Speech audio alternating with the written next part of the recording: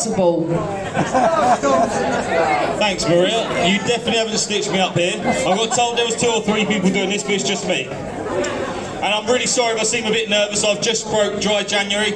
Al's done dry January this year. He lasted till the second of New Year's Day when he opened his eyes. I've been asked to roast Al's by Maria, and I apologise in advance for the dark humour. And yeah, any children, please leave the building.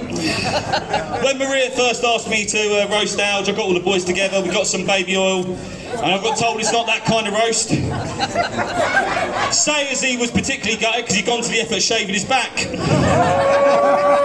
Such a fun-loving family man, everyone's best mate, good looking to top it off. We can see why Maria asked me to do the roast.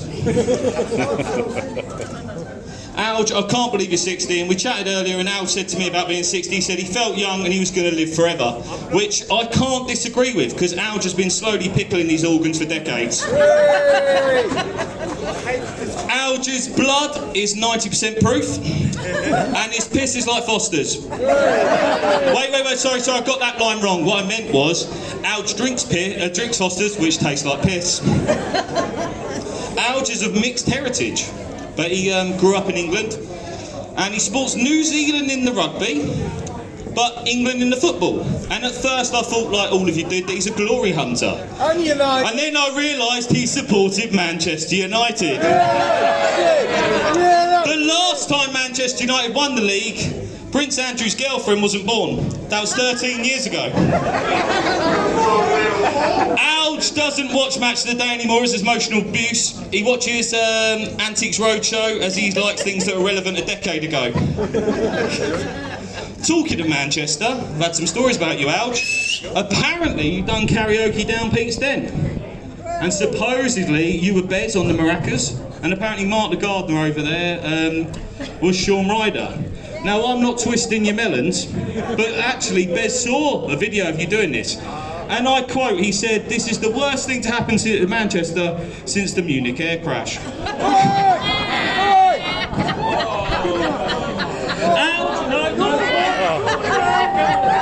Alge is very generous with his wisdom. I remember one night we were sat there in the pub and I was chatting to Alge about a very personal thing that was going on to me, and Alge just looked me straight in the eyes and went,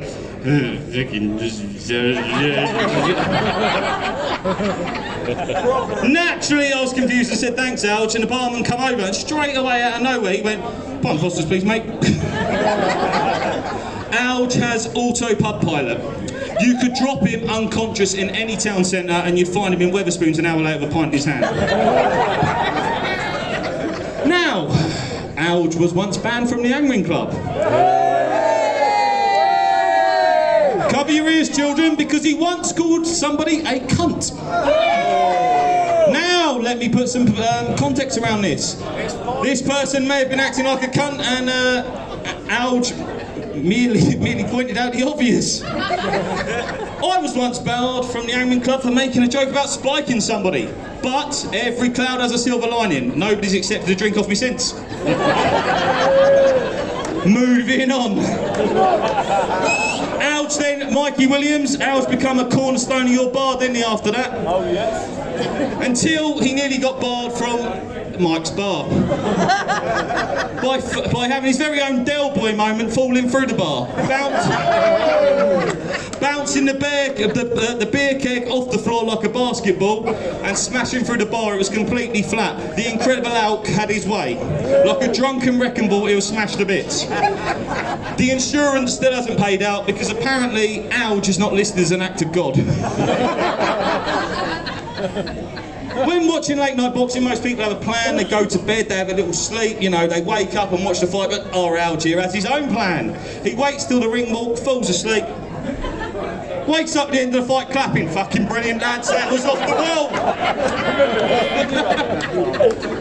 Alge doesn't watch the boxing, he just watches the aftermath. Alge is very supportive to all our kids. My son Zane, there's Sonny, there's Theo, there's Charlie, of course, and he goes along to all the youth football and watches them, and he's a big man. Thank you for that. Unfortunately enough, I think Alge took his support a bit too far last time when he stood behind the presentation, effectively photobombing the whole thing. Some parents thought that he was employed by the club to warn the kids against drinking.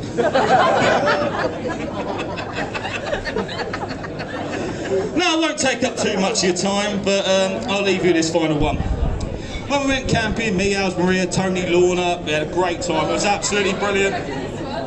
Alge kindly offered to put Charlie and Miley to bed.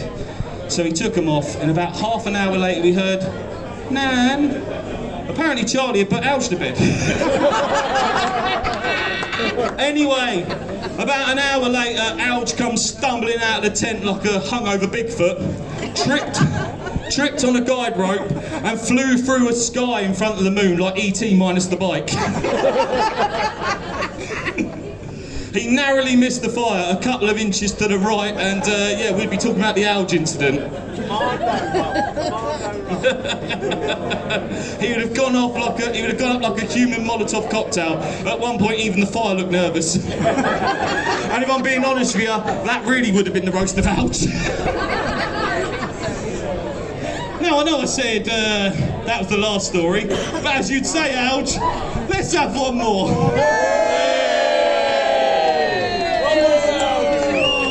Alge and about 10 of us lads have a group chat, and if it ever gets leaked, we're either going to prison or getting divorced. But when Alge was on holiday, man, he sent me this wonderful message. He said, Maria has said yes. And I was completely overjoyed, mainly about the stag do, a little bit about the wedding.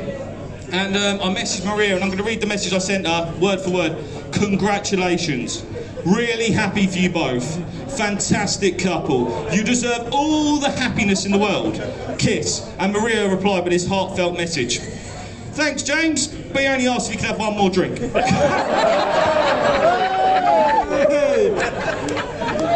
Alge, at 60 years old, you are proof that the human body can survive entirely on Foster's, cigarettes and good vibes.